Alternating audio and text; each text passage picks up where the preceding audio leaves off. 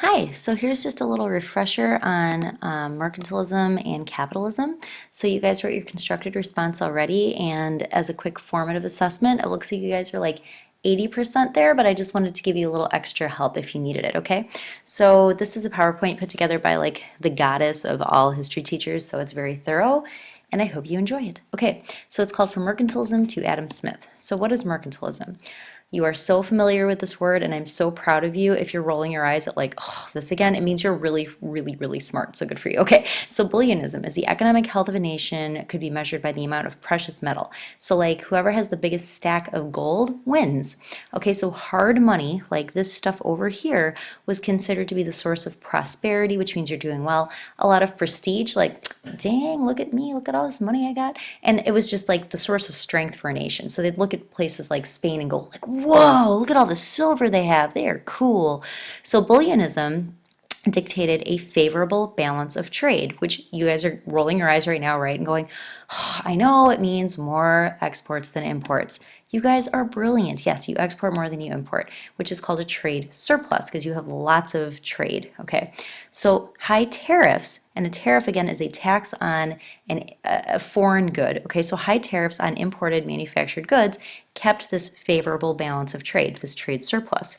Of course, there are low tariffs on imported raw materials because you want it to be cheap for your middle class to produce things to export and make more money for your country. Okay, so each nation wants to try to achieve economic self-sufficiency. That should remind you of Jean-Baptiste Colbert, not of the Colbert Report, but of Colbert, the financial advisor to the Sun King, right, Louis XIV. Okay, and we're going to talk about him in a little bit. Okay, let me just get this all up here. Okay, other characteristics of mercantilism. Agriculture. You should have like good agriculture, and it should be carefully encouraged. So you should have less of a need to import foods, and prosperous farmers could provide a base for taxation. Okay, so you want people to produce lots of agriculture domestically, which means at home, so that you can tax them a lot so that you get more money. Because remember, it's not about producing goods and services to satisfy wants and needs. In mercantilism, it's like who gets the most gold, right? Stuff. This is gold and silver. Okay, now of course this is very dependent on exploration and trade. So sea power, the ability to, trade, right, using the sea was necessary to control the foreign markets. Obviously, if you're trying to export stuff, you need your shipping to be very good, very efficient. You don't need to worry about like sinking ships, losing lots of money and things like that, right? So there was a less of need to use the ships of other nations to carry your trade goods, and your own fleet adds to the power and prestige of the nation. So you guys remember later on, remember how like the beginning of the 17th century, the Dutch were like numero uno in terms of like economic stability and prosperity, but then the English passed the Navigation Acts, and only English ships could be used for English trade, which really cuts into the Dutch like source of wealth because they're really, really big shipbuilders, and that's why England kind of comes out on top at the end of the 17th century. And that has to do a lot with point number 4 here. So I just wanted to like remind us that that happened. Okay, so number 5, impose internal taxes of all kinds. Because remember, you're trying to get lots of cash, right? Now, just to kind of tie up the loose ends here of mercantilism, colonies provided captive markets for manufactured goods and sources of raw materials. Okay, so a captive market means if I have colonized you and I like have like a gun to you and say, here, go get me like raw materials, I can also hold that gun to you and say, hey, you have to buy my stuff. Okay, and that's going to happen especially later in the 19th century when imperialism is revived again, but that's just like an FYI, okay? So the mother country, like let's say England, for example, sells the manufactured goods to the colony. The colony provides cheap labor, sometimes slave labor, and raw materials to the mother country where the middle class people and venture capitalists produce the manufactured goods. During the Industrious Revolution, they do it using, what is it called? Cottage industry. Okay, but then later on into the 18th century when we get into, I'm sorry, rather the 19th century, my bad, when we get into the Industrial Revolution, it'll be produced in factories. Okay, so overall trade is what's called a zero-sum game, which is an economic term, which if it's confusing to you, don't worry about it. We can talk about it more thoroughly in class another time. But yes, this is mercantilism. Okay, so how do we get from mercantilism to Adam Smith? Okay, I guess I missed a whole slide here, didn't I?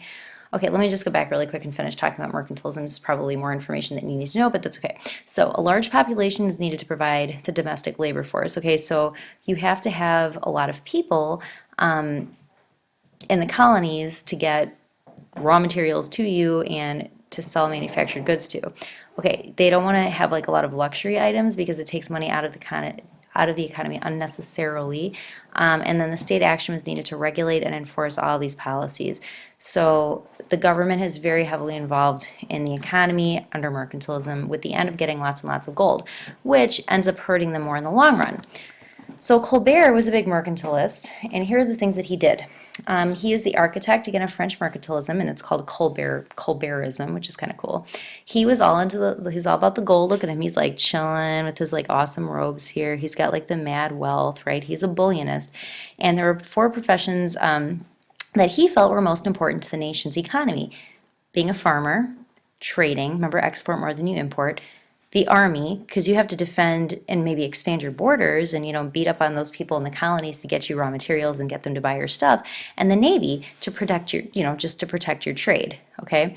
You have to have uniform weights and measures so people can't rip you off, and he was opposed to tolls on internal trade. He said it should be as easy as possible for people within France to buy stuff from the French because that creates more wealth. He also, oops, this is all goofed up, supported mandatory labor on national roads. So he's basically another of the many taxes laid onto the lower classes that you had to give some time and make sure the national roads were good, because what does that facilitate? It facilitates internal trade. Again, it makes it easier and cheaper and safer for French people to buy French.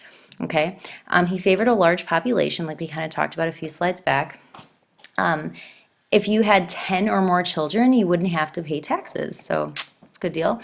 Favored low wages and, of course, child labor because it's cheap labor. In cheap labor, you can sell your stuff and get more gold because the whole point of mercantilism is get lots of gold. Okay, you got it. So who benefits the most? The kings, the merchant capitalists, okay, so the people who are in charge of all this stuff, like the venture capitalist people, joint stock companies, okay, so people who kind of fund all this stuff. They give you loans with interest, and then they make money off of you and you make money, and then government officials. So clearly absent from this scenario here is the middle class, which is, of course, the backbone of a healthy nation. So that's why in the long run, mercantilism is going to fall to the wayside to capitalism. Okay, now we have the people, they're called the Physiocrats. We're actually going to talk about them in class this week for the Enlightenment. So these are people, this is the government of nature, okay? So this is basically an enlightened view. It's pre-Adam Smith enlightened view on economy. So this is kind of like the link between mercantilism and capitalism. I'm not going to try and pronounce this person's name correctly. I'm just going to call him like, oh yeah, I just lied because I said I wasn't going to try. Now I'm going to try. Quesnay. Somebody give me a French lesson. Okay, it's Francois Q. Okay, Francois Q was a surgeon. He turned to medicine because of failing eyesight, but he began exploring economic treatises, okay, which is publications, at the age of 62. So this guy, he's kind of like a Renaissance man, right? Because he's a doctor and an economist. He's very well-rounded, like a Renaissance man. Now, he said, okay, so there's no single document or book that summarizes his whole economic system, but he was very concerned about the state of the French economy, especially with French agriculture. At this time, still most human beings living in Europe at this time are still mostly in agriculture, okay, because this is the 18th century. This is pre-industrial Europe. So here are some of his economic theories. He's got the tableau économique, which is kind of cool, which is a reaction against the extreme mercantilist policies of Colbert. So all that laundry list of stuff I just talked to you about Colbert, this is a reaction against it. So follow the mouse here, or I should say the cursor. History, I may have brought up to you in the past, is like a pendulum, right? When the pendulum swings really far in one direction, it's bound to swing really far back in the other direction. So because Colbert kind of swung the pendulum all the way, like way extreme mercantilism, all right, Francois Q is going to swing it all the way back to the opposite. Okay, this is just kind of like how history works here, how society works. Now, he identified three economic classes: the proprietary class, which are the landowners; the productive class, which are the producers, the agricultural laborers; and the sterile class, which are the artisans like craftsmen and merchants, people who make and sell stuff. Productive work was the source of national wealth according to Francois Q. Okay, now Adam Smith is going to build on these ideas and refine them a bit. Now his are similar, but they're notably different. And I'll talk about that once we get to Smith. But you can see how Francois Q is different because he's placing a great emphasis on the importance of agricultural laborers for producing, and it's not just because we need them to produce raw materials to sell stuff to get gold, like in mercantilism. He's placing a huge emphasis on their importance because you have to eat. Like he's saying, like food in and of itself is valuable, right? It's a good, it's a service. Well, it's not a service, but it's a good. Okay, like food is something we all need. So just to kind of wrap up his economic theories, therefore, okay, the wealth of the nation was derived from agriculture because it's the productive sector of an economy. Okay, so his whole idea was don't tax the people, tax the land owning class because they're the people who are most benefiting from the productive sector, and the productive sector is like the center of the economy, according to him. Now, here's what Adam Smith is going to do. He's going to kind of build off of that idea, and he's going to talk about how the source of the wealth of nations is in its ability to meet the needs of the scarcity of goods and services to the people, okay? And that the way that you meet those needs is through competition, and competition occurs naturally through the forces of supply and demand, which is that invisible hand that moves the economy forward. He's appointed the chair of logic, okay, at 1751 in Scotland at the University of Glasgow, and in 1752 he transferred to the chair of philosophy, another Renaissance man. He's well-rounded. On his travels to France, he was influenced by the writings of the Physiocrats, particularly of our friend Francois Q. And in the birth of the United States, 1776, published The Theory of Moral Sentiments and an inquiry into the nature of causes of the wealth of nations. We call it Wealth of Nations for short. This is a vehement, like a very serious and passionate attack of the mercantilist system. He's like, no, you people got it all wrong. So here's a picture of the wealth of nations. So this is his attack on mercantilism. Okay, he was making a political argument, not an economic one. Part of the argument was for new economic policy, but an essential part was for new social and political arrangements. Remember, just like we talk about hands with him, like the invisible hand, he wanted the government to be like, psst, too hot, hands off, hands off. The only role of government, according to Adam Smith, there are two. Number one, you should protect people's rights to property, and number two, protect the country from military threats, and that's it. He argued for the basic unit of social analysis should be the nation, which it's people, not the state, not the government. So it should be people, not the government. He was against the belief that trade was a zero-sum game. He said it was a positive-sum game. Like you can actually gain from trade. Okay, it's not just like whoever gets the most gold wins, okay, and it's just one winner and all losers. He's saying that, like, okay, like if I'm really good at producing corn and like somebody else is really good at producing rice, but let's say that other person's also really good at producing corn, they still benefit by buying my corn because then they can allocate more resources into producing more rice and then sell me more rice, and then everybody has more money and more food. Okay, that's like really cool. I can show you a little chart like in class if you ask me, but trust me, it works. It's really, really hip. Okay, so here are the basic capitalist principles.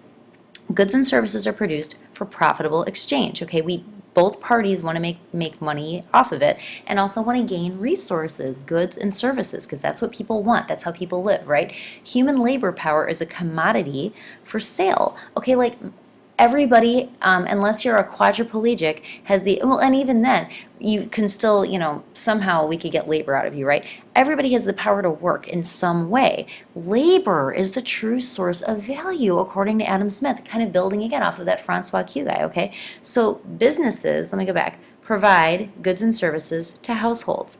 Households provide labor and investment. So like the rich guys lend money to businesses, which enable businesses to produce more goods and services, which serve the households. And then they also pay money to the households who lent them the money. Everybody wins. This is great. Businesses then pay wages to laborers who get to spend money on the stuff that the businesses make. Boom, okay? So like GameStop, right, provides video games, okay? It employs laborers, people to work there. It also borrows money from banks to run their business.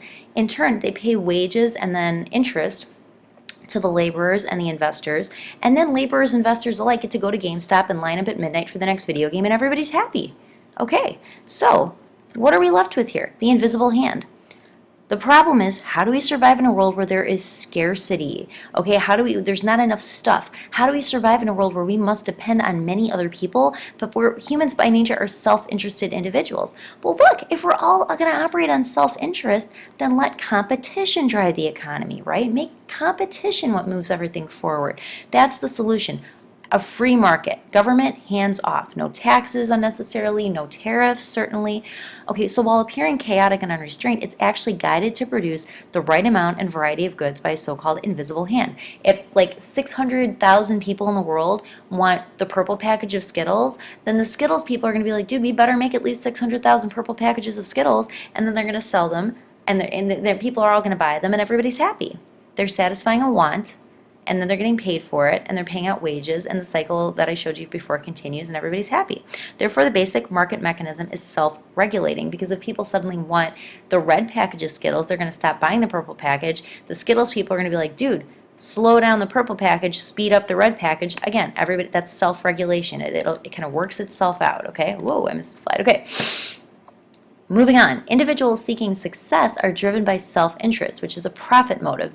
They're motivated to make profit. No one's like, I just want to make just enough. Even though I have the opportunity to make like $1 bazillion, I'm satisfied with like my 10 grand. Nobody thinks like that, right? The law of supply and demand, okay? Individuals who are free to pursue their self-interest will produce goods and services that others want at prices that others will be willing to pay. Oh, snap. And here's like a little supply and demand curve here for Econ 101. Okay, I think Vicky wrote very nicely about price equilibrium, and here is an example.